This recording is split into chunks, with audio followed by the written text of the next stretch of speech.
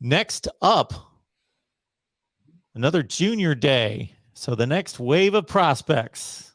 It never ends with recruiting and Yeah. who's next.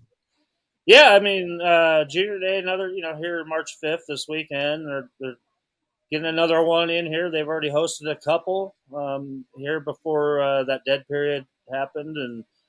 And yeah, there's going to be a lot of guys, 2023, 2024 guys, some 2025 guys here in town checking things out. And, the nice thing about this timing of being able to do this is that you're in football operations. You're in spring ball right now, and there's nothing better to be able to have these prospects all come and visit, and actually go out and check out a practice while they're here and see how things are done.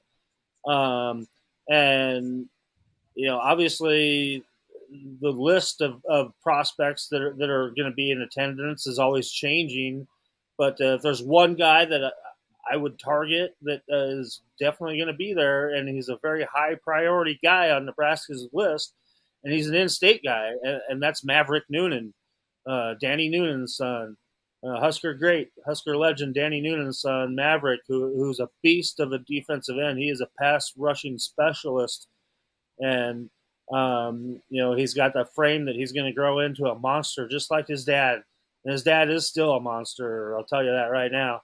And he'll be here, and I you know what, he's a guy that keeps things kind of close to the vest, and he's kind of enjoying checking out different colleges and stuff right now. But I know for a fact that there's, out of the top 5 in-state recruits this year, Nebraska's already got 3 of them, and they're all good friends with him, and they're working on him, and one of his buddies, Gunnar Gatula, the offensive tackle commit, just told us Sunday that we're tight and I'm gonna get him. So I like that kind of confidence coming out of a commit, of an in-state commit that grows up a Nebraska fan and dreams to play for Nebraska. And Maverick Noonan will tell you that that's not him. He's never been a Husker fan and never dreamed of that. But I don't know if I believe him when he says that. But yeah, that's the big name to look at right now, and that's a bell cow guy that you're looking at to land in this recruiting class. And if you go on to that other top 5th ranked guy as well that they don't have yet, that's Malachi Coleman out of Lincoln East. And he's a stud. He's another 6'6", wide receiver / pass rushing specialist, and I wouldn't be shocked if he ends up as a defensive end too. I've already compared him a lot to Randy Gregory. I've done it on this show before, but he also can turn around and look like Randy Moss at times too. So yeah, he's a stud. He comes out of my alma mater, and I've told a lot of people, since I've seen Malachi play, that you've never seen anybody ever like this at Lincoln East High School. And Nebraska's got a huge chance here. Very good chance to land all top 5 of these in-state prospects. And I think I mentioned to you earlier off the air, Mark, that we've been doing at Husker Online. We've been doing our in-state tour the last 2 Sundays here. That Sean started. I think it's the 17th or 18th year that we've been doing this. And usually we used to always go out to the high schools personally, and since COVID hit, we have them come to us. So we've done it now 2 Sundays in a row at different athletic training facilities, and we've talked to 30 of the top high school, 30 of the big high schools around here, around the local area, and all their top prospects and their coaches. And the thing I mentioned to Sean, that I was just like, it's just crazy now how many guys that we're talking to now that already have multiple Power 5 offers at this time of their recruitment. And, it doesn't matter if they're going into their senior year or if they're juniors or sophomores.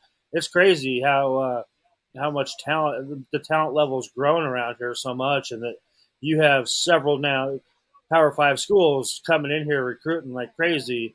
Um, I mean, just for an example, there's a prospect out at Scottsbluff High School, which is out right on the border of Colorado. I mean, it's closer to Denver than it is to Lincoln, and PJ Fleck flew into Scottsbluff on the private jet.